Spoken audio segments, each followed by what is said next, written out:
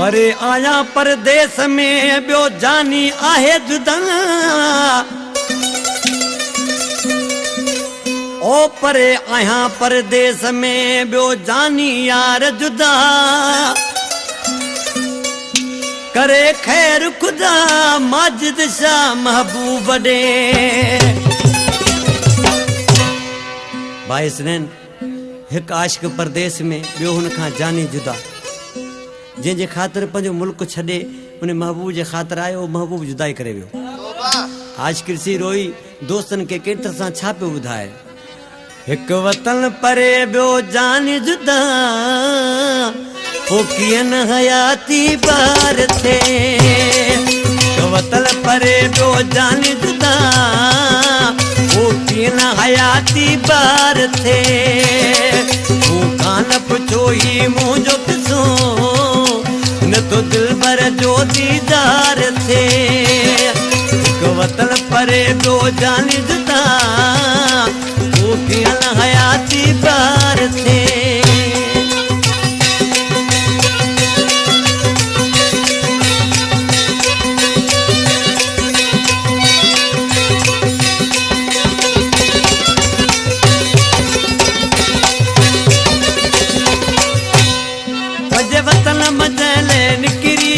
परदेसी पखी थी उडरी मिट माइट बि मूं खां विसरी विया बस रोंद ज़मानो गुज़री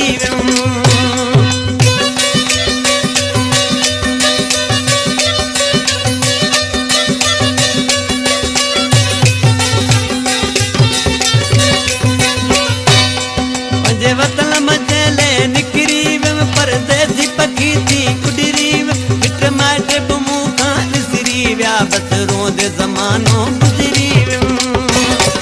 अॼु ताईं बि छोड़े में तुरमा चल अहिड़ो लकियल आज़ार थे मूं खां न पुछो ही मुंहिंजो किसो न तो दिल भर जो दीदार थे हिकु वतन परे ॿियो जानी जुदा कीअं न हयाती बार थे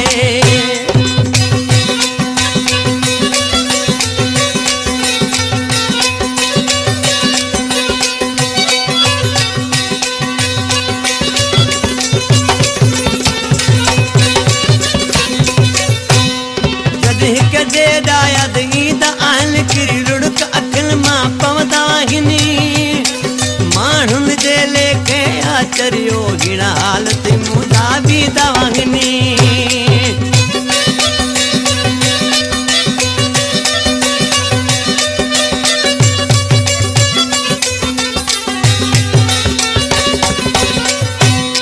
जद हिक जे डायद ईद आहल किरी रुड़क अखन मां पवदान माणुन जे लेखे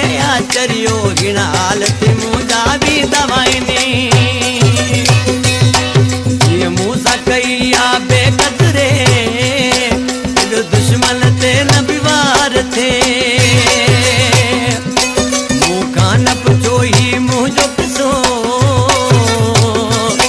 न तो दिल भर जो दीदार थे हिकु वतन परे ॿियो जानी जुदा ओ कीअं न हयाती बार थे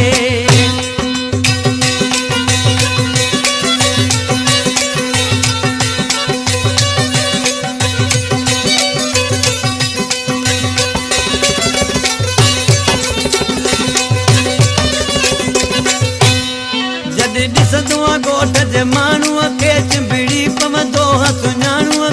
जे जानीअ जो त ॾियो ई ख़बर जल चिंजड़ी साड़ियो पंहिंजो जिगरे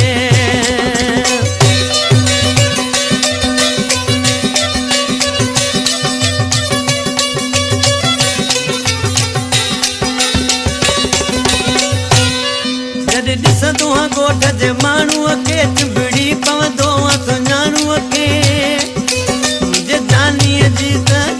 ख़बर जल चिंजड़ी साड़ियो पंहिंजो जिगरे जे खादिम खां था हाल पुछो मूं वांगुरु को